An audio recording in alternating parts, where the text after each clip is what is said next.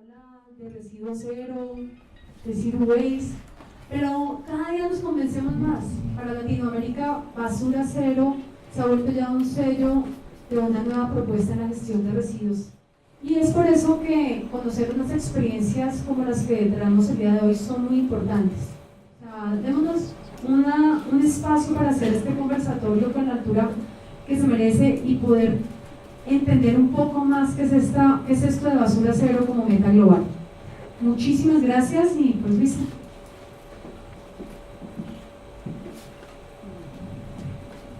A continuación le damos la bienvenida al profesor Jean-Marc Simon, director ejecutivo de Basura Cero Europa.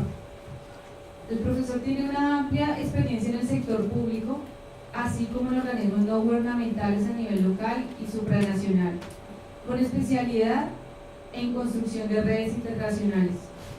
De profesión economista, Jean-Marc ha trabajado en materia de residuos y recursos desde 2006, con un fuerte énfasis en la promoción, coordinación e implementación de iniciativas hacia basura cero.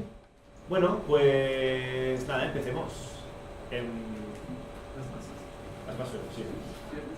Sí. Como he dicho, les voy a presentar también experiencias prácticas de qué significa una experiencia de residuo cero, pues a nivel práctico.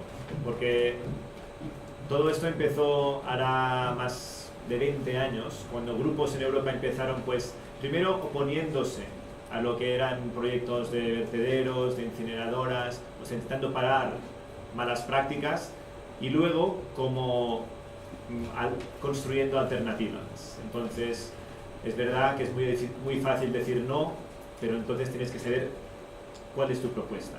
Porque si no quieres una incineradora, si no quieres tener un vertedero, pues ¿qué vas a hacer con los residuos? Y a partir de allí es donde empezamos a construir el movimiento que tenemos ahora. Esta es la misión de residuo cero a nivel europeo, tal y como lo hemos construido los grupos en Europa. Que es básicamente nuestra misión es empoderar a grupos locales para repensar nuestra relación con los recursos. Entonces nosotros trabajamos a nivel europeo, a nivel nacional y a nivel local, pues promoviendo buenas prácticas y cambiando la legislación, pues para hacer posible la transición hacia el residuo cero. Trabajamos a dos niveles, primero apoyando a grupos locales con información y herramientas, o sea, y ya os daré ejemplos, y también estructurando el movimiento a nivel internacional, para representar los intereses de nuestros miembros a nivel local, pero también pues para construir alianzas más allá del entorno europeo. Entonces, Residuo Cero Europa forma parte de una red internacional que se llama Gaia y de la Alianza Internacional para el Residuo Cero también, que tiene grupos en todo el mundo. Son más de 90 grupos alrededor del mundo trabajando pues para el residuo cero y para la justicia ambiental. Muy rápidamente, si habéis seguido cursos sobre el tema, ya sabéis que tal como está estructurada la economía en la que vivimos hoy en día, es una economía lineal, de usar y tirar, en la que los recursos se extraen, hay la producción, hay la distribución, el consumo y la eliminación. Es importante entender que este modelo de desarrollo industrial lo hemos creado los humanos. O sea, esto no existía así, la naturaleza no funciona así y los humanos no funcionábamos así hasta hace bastante poco. Entonces, de la misma forma que hemos construido este sistema, que es un sistema que necesita de los residuos para funcionar, porque si cerramos el círculo, pues nos encontramos en que las dinámicas económicas pues cambian también, porque claro, cada residuo que se genera es un producto nuevo que compramos. Entonces, hay toda una estrategia económica detrás de eso. Entonces, el modelo lineal ha funcionado muy bien en el sentido que, bueno, hay producción, hay consumo, se genera empleo, se genera economía, etc. ¿Cuál es el problema? Pues que el sistema lineal, en un mundo con recursos infinitos, pues tarde o temprano te quedas sin recursos. Y ahora mismo estamos llegando pues a ese fin.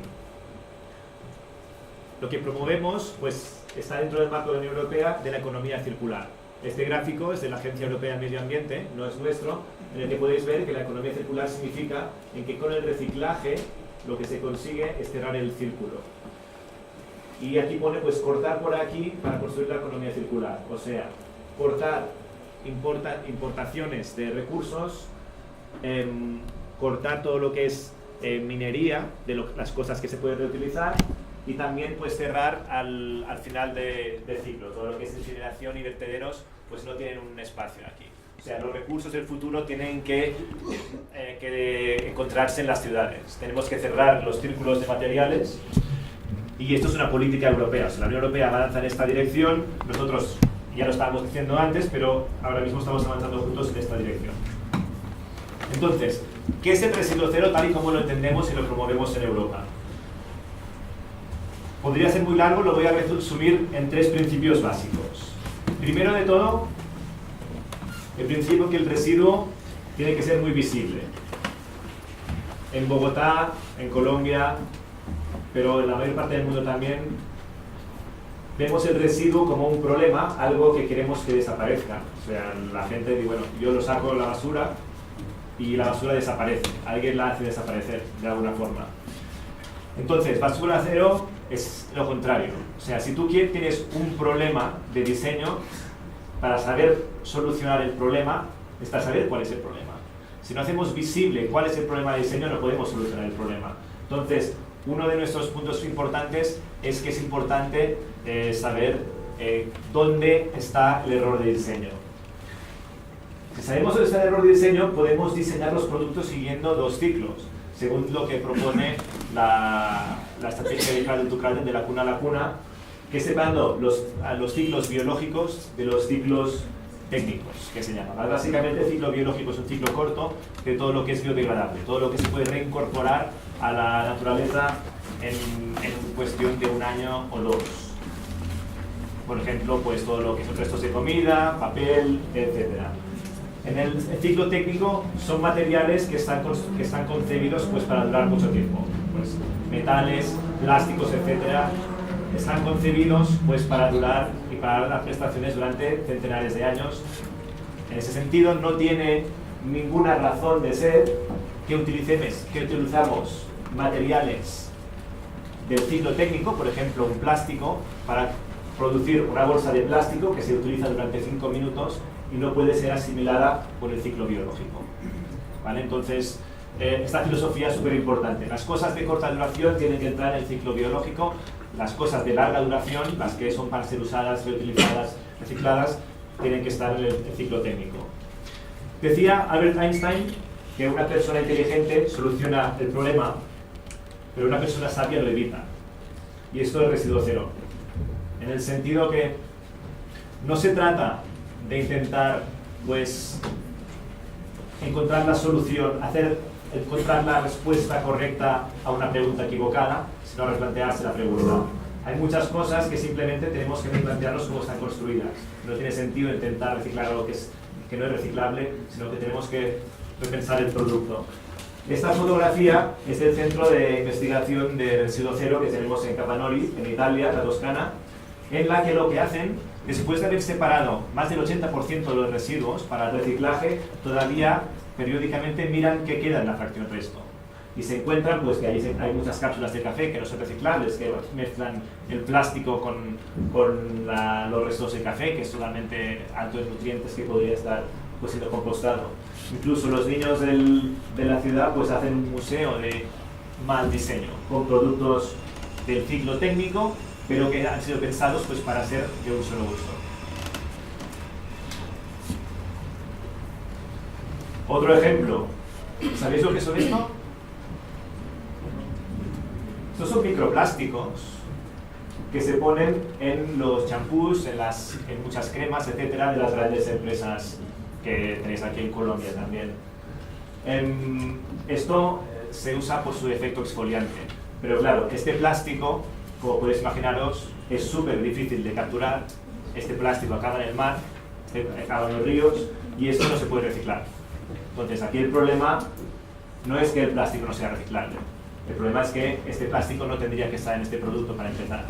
Y en Holanda, trabajando en la legislación, hemos conseguido que las empresas se comprometan a dejar de comercializar productos con plástico, porque los sustitutivos ya existen. Entonces, si queréis mirarlo en todas las cremas que tengáis, etcétera, es fácil identificar porque si pone PET, etcétera, pues todo esto está allí. Entonces, para resumir el primer principio, si un producto no puede ser reutilizado, reparado, reciclado, compostado, debe ser rediseñado o retirado del mercado. Y os podría dar muchos ejemplos de productos en los que hemos trabajado pues, para conseguir este producto, porque si no, no podemos hacer productos para ser reciclados. Principio número 2, la recogida selectiva. Aunque diseñemos todos los productos para ser reciclados o compostados, si después en casa los mezclamos y los sacamos todos mezclados, el reciclaje es más difícil, a veces imposible. Hacer compost de calidad a partir de materia orgánica mezclada con baterías, plásticos, etcétera, es imposible. Entonces, es importante diseñar los productos bien, pero también es importante mantenerlos separados. De forma que todo lo que sea compostable o reciclable no acabe ni en vertederos ni en incineradoras. ¿De acuerdo? Eso es una gráfica muy rápidamente que demuestra cómo los costes de la recogida selectiva pues disminuyen cuanto más aumenta la recogida selectiva, hasta esos 20%, aquí es 30%, cuanto más residuos recoges selectivamente, más te bajan los costes en total. Porque los costes de recogida suben, pero los costes de tratamiento pues bajan. Otro punto importante es que residuo cero significa pues residuo cero a vertedero y a incineradora. Esto es importante porque no sé si aquí también nos está llegando la moda, pero en Europa se está viendo el concepto de zero waste to landfill, de residuo cero a vertedero, la cual cosa pues científicamente no es cierta. Porque una incineradora no deja de ser un proceso de tratamiento de la materia orgánica para estabilizarla y que no produzca metano, pero el 25% de lo que sale de la incineradora no dejan de ser pues, cenizas que tienen que ser también enviadas al vertedero. Entonces, es dar una vuelta para acabar al mismo sitio, aumentando los costes de tratamiento. Por eso, residuo cero, nosotros hacemos el énfasis a nivel europeo, que es importante que es no a la incineración y no a los vertederos para avanzar. Punto importante, el reciclaje es muy importante en el sentido que hay más, en una tonelada de oro de una mina encontraréis 5 gramos de oro, mientras que en una tonelada de teléfonos móviles hay 250 gramos. Lo que os decía de la economía circular, que tiene más sentido buscar oro en los teléfonos móviles que ahora mismo extraer oro de las minas. Entonces el reciclaje es súper importante, pero es insuficiente. Esta es la tabla periódica de los elementos y en rojo veis lo que se recicla menos del 1%, y uno de ellos es el oro. Y muchos otros elementos súper básicos. Entonces no es suficiente el reciclaje de hoy en día. También otro tipo importante que es el reciclaje, al fin y al cabo para nosotros es el último eslabón de la economía circular. Tiene mucho más sentido reutilizar los materiales, tiene más sentido diseñar los productos pues, para ser reutilizados, reparados, etc. Y esta es una empresa inglesa que hace ya más de 30 años que se gana la vida produciendo productos que duran para siempre. Te los montan, si un día te cambias de casa te los vienen a cambiar de sitio, etc. Principio número 3. Hemos visto que con el número 1 tenemos que diseñar los productos pues, para que sean reciclables o compostables. Con el número 2 hemos visto que tenemos que recogerlos separadamente. Si aplicamos el 1 y el 2, conseguimos la economía circular, conseguimos reciclar el 100% de los productos, conseguimos cerrar vertederos y cerrar incineradoras. Pero nosotros como residuo cero vemos que no es suficiente, porque aunque consiguiésemos reciclar el 100% de los residuos, continuaríamos siendo altamente insostenibles por la simple razón que nuestro uso de los recursos es demasiado elevado, o sea, consumimos demasiados recursos. Entonces es importante reducir la intensidad del uso de los materiales. Un ejemplo muy ilustrativo, que al menos en Europa es importante. Los restos de comida. Los restos de comida son perfectamente biodegradables, se pueden recoger selectivamente, puedes hacer biogás con ellos, puedes compostarlos, pero en Europa estamos enviando directamente la basura, el 50% de la comida sin comerla. Entonces, no tiene sentido enviar 50% de la comida sin abrir directamente al vertedero. Lo que tiene sentido es reducir todo eso, porque los residuos, todo lo que vemos es siempre la punta del iceberg. Un móvil que pesa 65 gramos, el residuo no son 65 gramos. La mochila ecológica de un móvil de 65 gramos puede ser tranquilamente de 2-3 toneladas. O sea, lo que vemos como residuo es la punta del iceberg. Y por eso es importante pues, reducir toda la intensidad del uso de materiales. Estos son ejemplos de cómo de tiendas en Europa. Esta es una tienda en Barcelona, esta es en Italia, esta es en Berlín, en la que se venden productos producidos localmente, ecológicos, entonces con un impacto ambiental y energético bastante bajo, sin envases. O sea, es posible llevar tus propios envases para comprobar pues, pasta, detergentes, cremas, cerveza, lo que os podáis imaginar, todo producido pues, a menos de 100 kilómetros a la redonda. Todo esto, pues claro, tiene un impacto mucho menor sobre el medio ambiente a nivel de producción y a nivel de residuos. Y para tener una fotografía de qué significa el cambio, esto es el modelo de residuos tradicional en Europa, en que básicamente el 60-80% de los residuos van a disposición final, que debe ser más o menos lo que tenéis en Colombia, digo yo. Aquí. Con este modelo la pregunta es, en Europa, pues ¿qué hacemos? ¿Qué si los vertederos? ¿Qué si las incineradoras? Nosotros lo que decimos es que tenemos que cambiar la forma de pensar. Desde enviar un 60-80% de residuos a vertederos, incineración, cementeras, pues a un escenario de residuo cero, que es lo que estamos aplicando nosotros, en que la fracción que acaba siendo de exposición final es menos del 10% y aumentas el compostaje a más del 30%, reciclaje a más del 30%, segunda mano, reutilización, reparación, pues también juega su papel.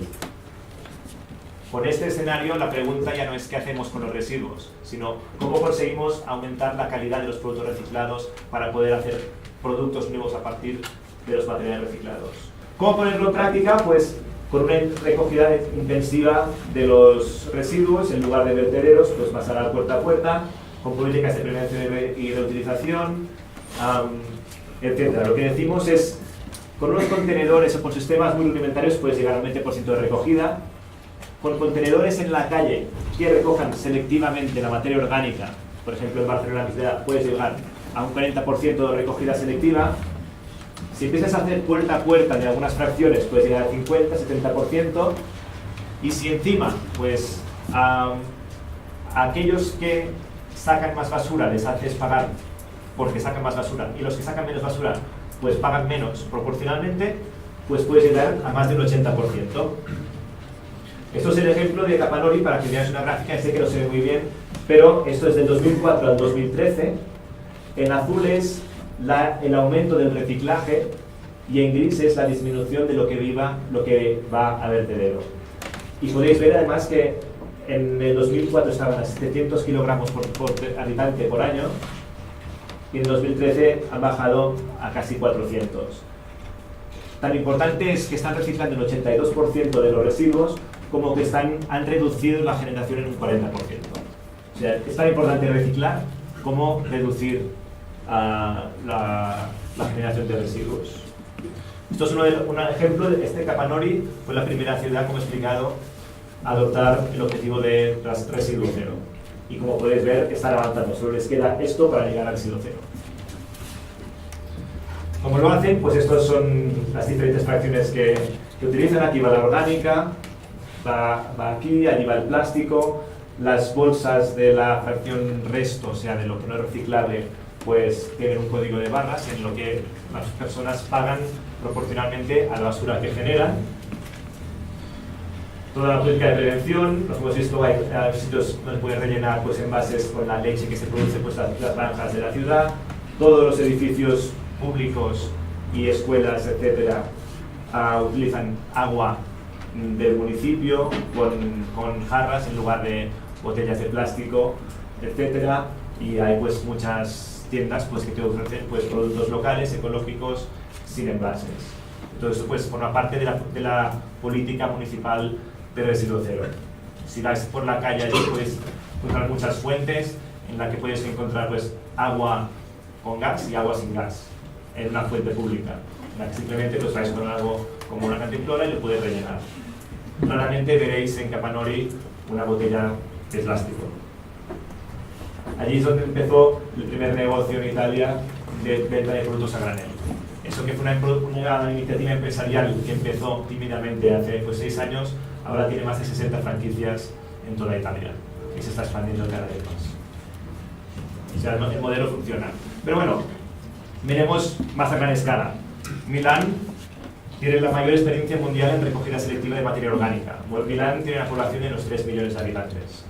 Y progresivamente empezó a recoger selectivamente la materia orgánica porque es la clave de cualquier estrategia de residuo cero, es separar la orgánica. Si separas la orgánica, es mucho más fácil recoger la fracción reciclable, recoges mayor calidad, con lo que puedes vender tiene mayor precio y todo el sistema te sale mucho más barato. Esto es como lo hacen, con bolsas biodegradables, en cubículos como estos, incluso pues, en edificios pues, bastante altos. Pues aquí tenéis los compactadores con los que lo recogen y esto es como funciona pues, el día a día en Milán. Una gran pureza, allí menos de un 2%, menos de un 3% es impropio, o sea, más del 97% es materia orgánica, lo que significa que no hay gastos en limpiar todo eso, es extremadamente limpio, lo que te permite pues, compostarlo. Otro ejemplo, pues en España, en Guipúzcoa, más de la mitad de los municipios avanzan hacia residuo cero. Guipúzcoa, en el 2008 no había ni uno. Estaba en una medida de reciclaje de un 15%. Querían construir una incineradora. Se empezó a movilizar la gente, como podéis ver aquí, fue una movilización bastante grande, primero para parar la incineradora y luego pues para empezar a construir alternativas. Primero municipio en el 2009, Usurbil, 5.000 habitantes, lo adoptó y en 2 meses pasó del 20% al 80% de reciclaje. Eso es de Hernani, 20.000 habitantes, desde 3 años también saltó del 32 al 77. Y continúan avanzando. Esto es el sistema como lo hacen allí, pues cada familia tiene su cubo, como podéis ver aquí pasa la orgánica. Cada día se viene a recoger la orgánica y allí van los pañales, porque los pañales se recogen por separado, cada día van allí. El compostaje en casa también es primordial. Si a la gente que haga compostaje en casa, compostaje comunitario, tiene una reducción del 30% en la factura, porque ya es residuo que ya no saca, o sea, es menos coste para el ayuntamiento, y está funcionando muy bien. Actualmente el 10% de los habitantes de Guipúzcoa, 700.000 habitantes más o menos, pues más de 50.000 habitantes están ya haciendo compostaje comunitario. ¿Esto qué significa? Pues que si no sacas la materia orgánica, ya no se tiene que recoger. Si no se recoge, no tiene que ir a ningún vertedero, ninguna compostadora, etc. No hay gastos de transporte, no hay emisiones de transporte, no hay emisiones en el vertedero y toda esta materia orgánica acaba en los huertos municipales. Entonces, cierras el círculo y lo más importante, aparte de la materia orgánica, es que estás generando educación. Estás educando a la población en la economía circular, en el residuo cero, en que vean el resultado de su trabajo, en el que vean cómo se transforma lo que hoy una piel de plátano, lo que es mañana pues compost y el día siguiente pues puede ser una flor. Las superabuelas que las llaman, que van a comprar pues con sus tuppers, ahí han abierto pues tiendas de reutilización. Pensemos que la reutilización en volumen es bastante poco, pero el valor económico de la reutilización del mercado de segunda mano es muy elevado. La oportunidad de negocio pues, es muy elevada. Como he dicho antes, pues eso, para rellenar a jarras, con la venta granel, pues está también allí. Aquí para que veáis, allí es donde querían construir la incineradora, que se paró gracias al apoyo vecinal. Para que veáis la evolución, esto es Guipúzcoa, en 2008 no había, en blanco son los que reciclan menos del 50%, en verde los que reciclan más del 70%. En 2008 no había ninguno. En el 2009 empezaron los que os digo. 2011 podéis ver que ya una buena parte está más del 70%. 2014 la mayoría de municipios ya están por encima del 70%. O sea, podéis ver que el cambio es posible. Esto no pasa de la día a la mañana, pero es posible. Se puede hacer si la sociedad civil está organizada, si hay el conocimiento técnico, si hay el apoyo político y si las cosas se hacen bien. Esto, muy rápidamente, la incineradora que estaba planificada era para quemar 260.000 toneladas. Gracias al plan de basura cero, veis que ahora mismo están aquí de generación. Si se hubiese construido ahora mismo, ya la incineradora ya no serviría para nada, porque estaría trabajando a mitad de capacidad. ¿Qué ha significado esto? 250 millones de ahorro para los ciudadanos de Guipúzcoa. Último ejemplo, me parece, ya es casi el penúltimo. Este es el mejor ejemplo de Europa. Es Contarina, que es un consorcio de habitantes de 50 municipios en la zona de Venecia, en Italia, más de medio millón de habitantes, que han conseguido llegar. En el 2000 estaban reciclando alrededor del 30%, en el 2014 están en el 85%, cuando la media italiana está en el 42%. Puedes ver la progresión que se ha hecho. La generación por residuos por cápita pues ha bajado. La fracción de rechazo, o sea, lo que se envía por habitante por persona año, son solo 50 kilogramos al año, cuando estaban en más de 300 hace 10 años. Y todo esto, pues esto debe ser muy caro, esto de reciclar no se puede hacer. Aquí tenemos la media de Italia, la media de Italia del norte, la media de la región de Venecia, y el ejemplo que os estoy poniendo. Es la gestión más barata de residuos en Italia, es el sitio donde al mismo tiempo se obtienen mayores porcentajes de reciclaje. ¿Os acordáis lo que os dije antes de que esto de basura cero pues sale económicamente a cuenta? Pues aquí lo podéis ver. O sea, hacer las cosas bien sale a cuenta, sí se hace bien. Son las 7 p.m. Se espera Esto lo paso. Luego hay la fracción resto, que bueno, os lo ahorro, pero esto es un ejemplo simplemente de lo que veáis que se puede hacer con la fracción que se considera irreciclable. Ya no son los plásticos, el papel, etc. Pero con esos plásticos que casi no se puede hacer nada, pues en esta comunidad han conseguido pues todavía construir cosas a partir de la extrusión de plásticos de baja calidad. Evidentemente esto no es el futuro, pero es una transición hacia un modelo de mejor diseño. Y este sí que es mi último ejemplo, porque finalmente en septiembre del 2014 conseguimos la primera capital europea que adoptó el objetivo de avanzar hacia el residuo cero, que es Ljubljana, la capital de Eslovenia, al lado de Italia. Ahí vemos el presidente de Residuo Cero Europa, con el alcalde de Ljubljana y nuestro comité científico delante del ayuntamiento de Ljubljana. Y esto es muy sintomático porque Eslovenia se unió a la Unión Europea en 2004. Países como Francia, como España, que llevan décadas en la Unión Europea, pues no han conseguido lo que un país del este de Europa pues ha conseguido. Y lo han conseguido pues gracias al apoyo ciudadano y a la visión pues política. Una vez más, aquí veis del 2004 al 2013 cómo ha subido la recogida selectiva, lo más importante, la orgánica. Recogida selectivamente, todo esto ahora se recicla. Todo lo que iba a vertedero pues se ha reducido a más de la mitad en solo 10 años. Y nada, pues para acabar, si queréis leer más sobre los detalles de los municipios, nosotros publicamos pues los casos de estudio, pues para poder enseñar las prácticas al detalle, la información de cómo se hace. Tenemos la historia de Argentona, que es un municipio en Cataluña, en España, una historia de Capanori, que he explicado un poco hoy, en Pérnica, que está en Eslovenia, y Contarina, también que os he explicado. Además de todo eso, nosotros a nivel europeo lo que hacemos es hacer lobby pues, para influenciar también la política de productos. Y es una cosa que no voy a tocar en esta exposición, pero es todo un mundo el tema de producir productos sin tóxicos, que puedan ser reciclados, que puedan ser desmontados fácilmente, que puedan ser reparados, que puedan tener las piezas de recambio pues, fácilmente a la mano, etcétera.